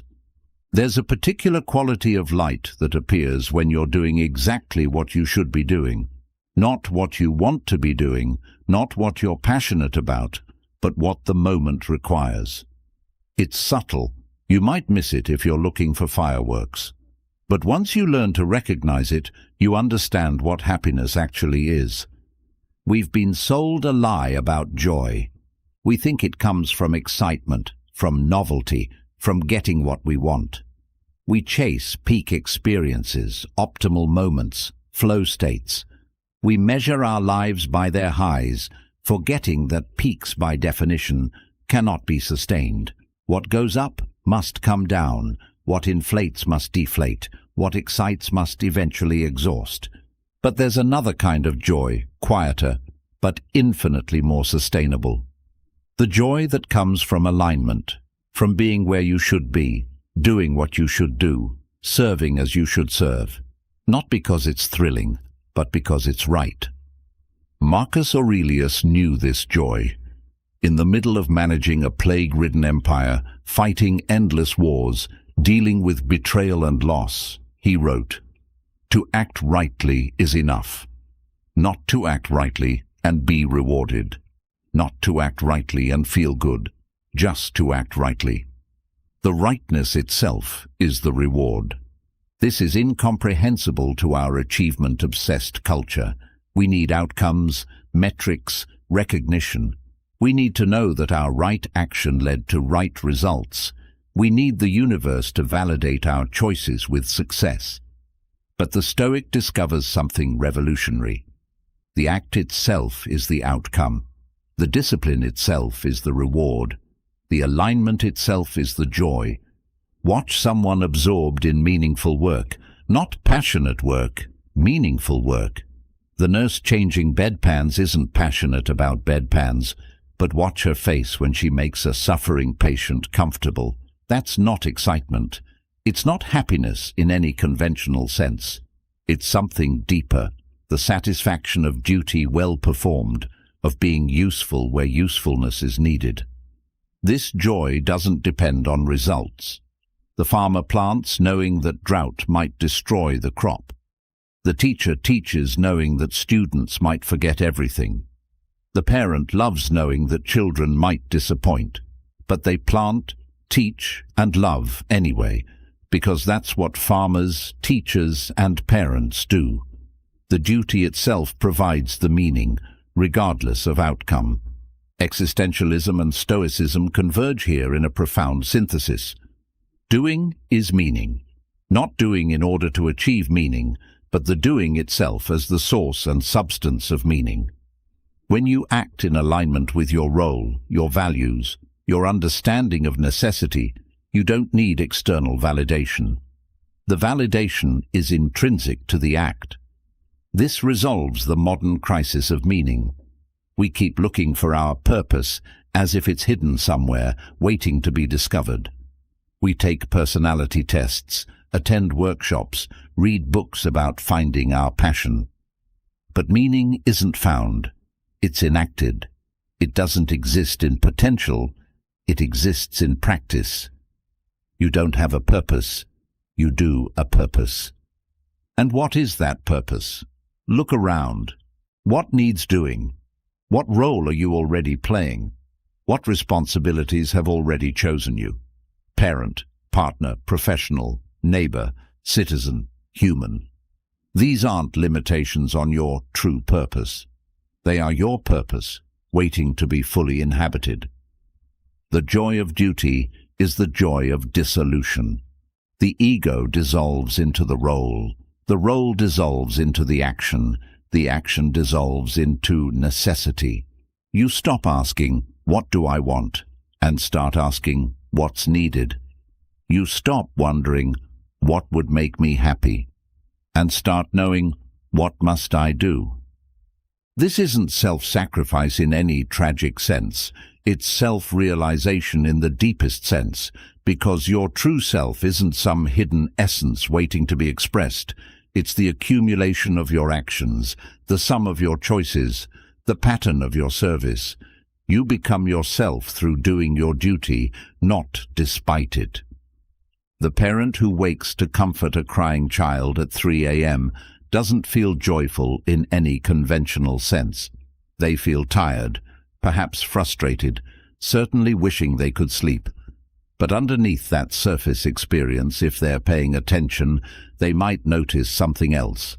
A rightness, a fittingness, an alignment between what the moment demands and what they're providing. That's the joy of duty. Quiet, subtle, easily missed if you're looking for something more dramatic. But this joy has a quality that excitement lacks. It compounds. Each duty fulfilled makes the next easier, not through habituation, but through identity formation. You become someone who fulfills duties. It becomes not what you do, but who you are. And there's profound joy in being who you're supposed to be, in filling the space you're meant to fill. The paradox of happiness reveals itself here. The more you chase it, the more it eludes you.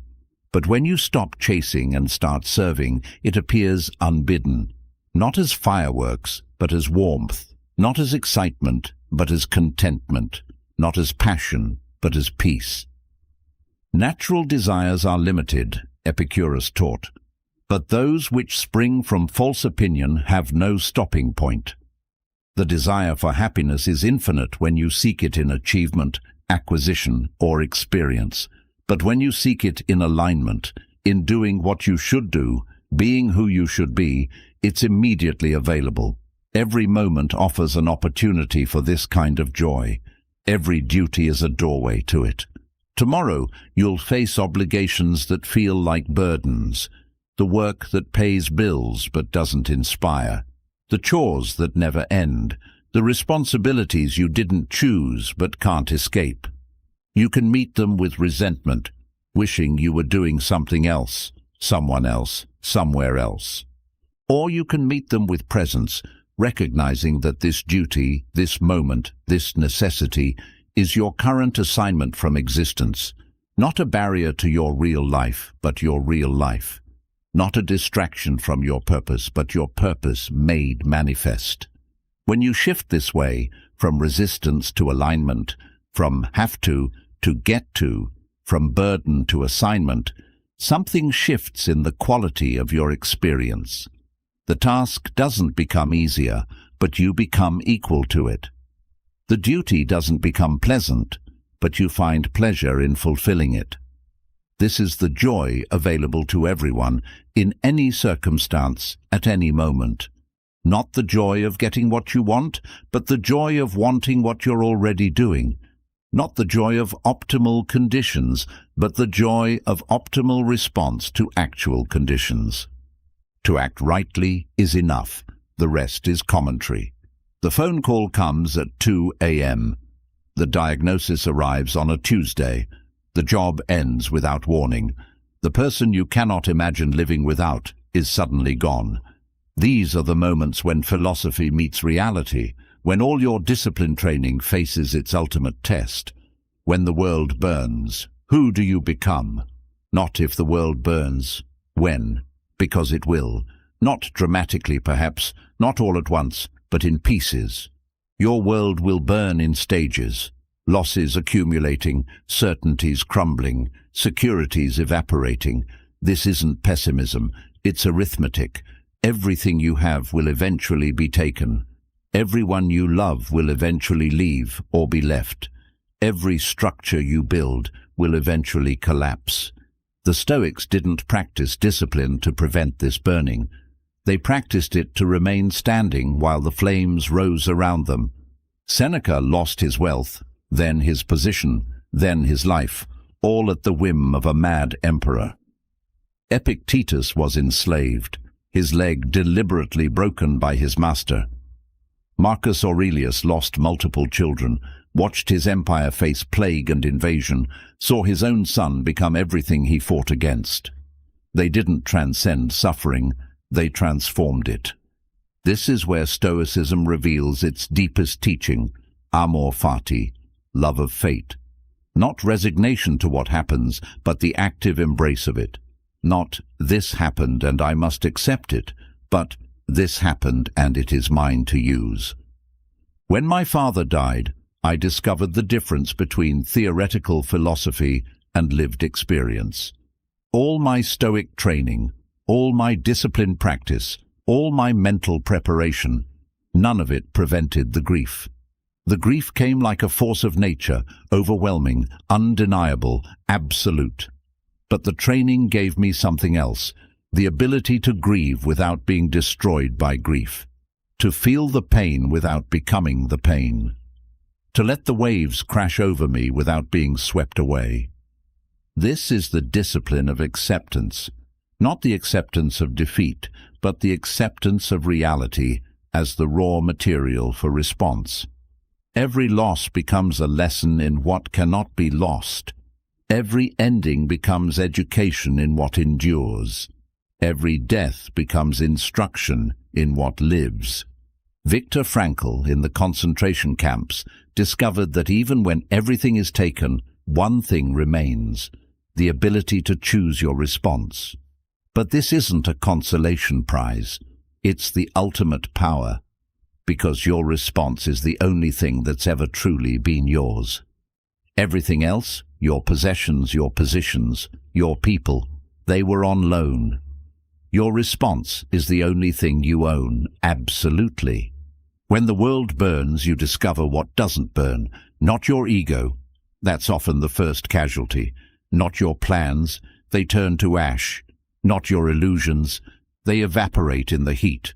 What doesn't burn is something deeper, quieter, more essential. Call it consciousness, call it witness, call it the observing self. It's the part of you that can watch your own suffering without being identical to it. This isn't dissociation or emotional numbness. It's the opposite. Full feeling combined with full awareness. You feel the grief completely while simultaneously observing yourself grieving. You experience the fear fully while maintaining awareness that you are more than the fear. You let the pain move through you while knowing you are the space through which it moves. The discipline you've been practicing has been preparing you for this. Every cold shower was training in accepting discomfort. Every early morning was practice in acting without feeling ready.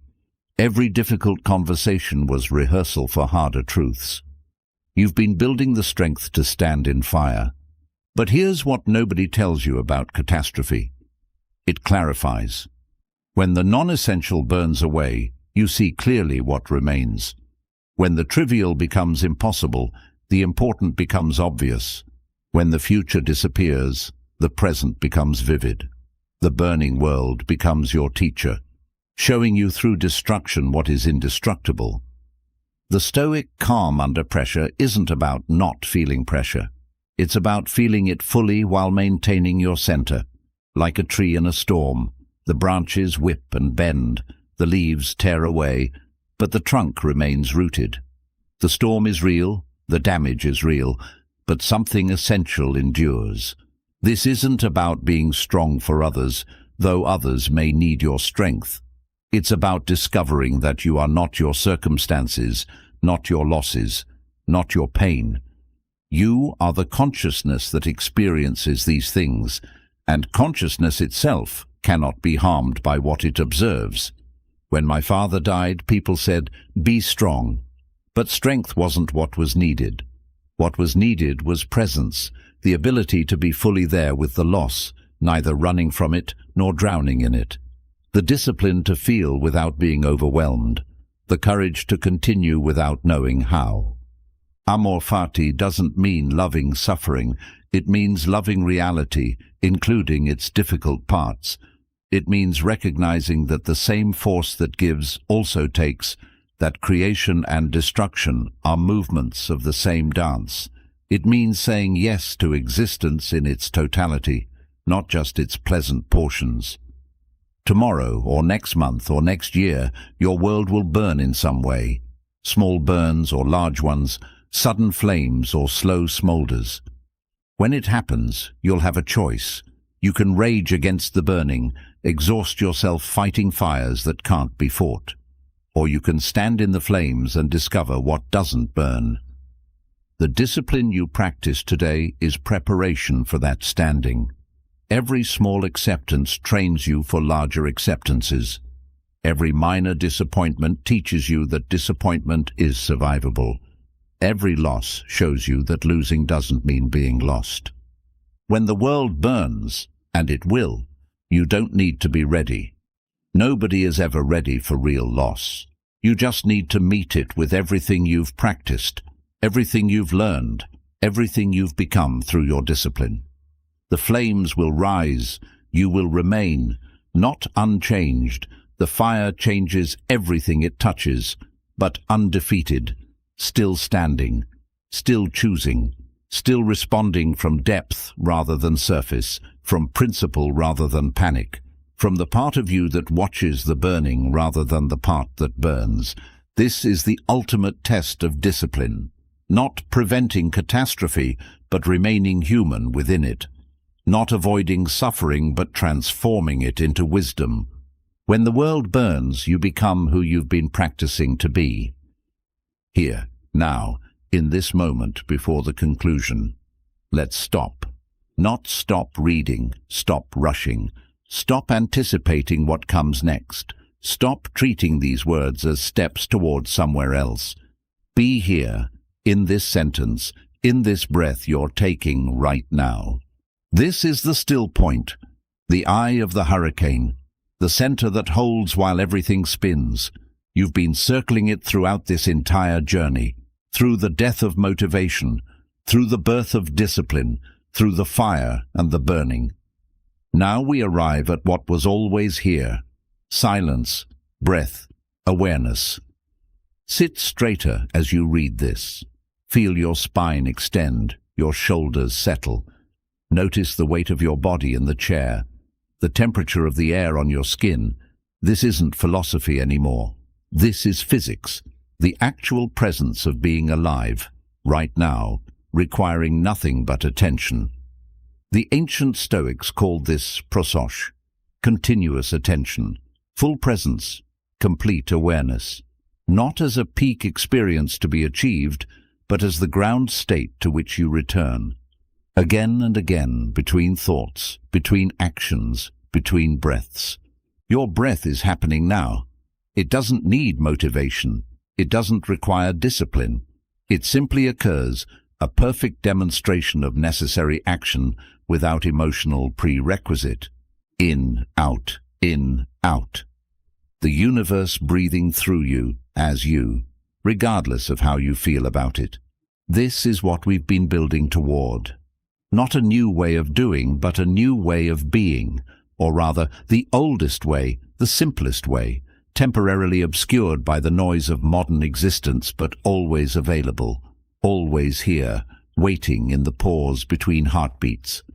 The arc completes itself, from emotion through reason to peace. But peace isn't the absence of activity, it's the presence of purpose.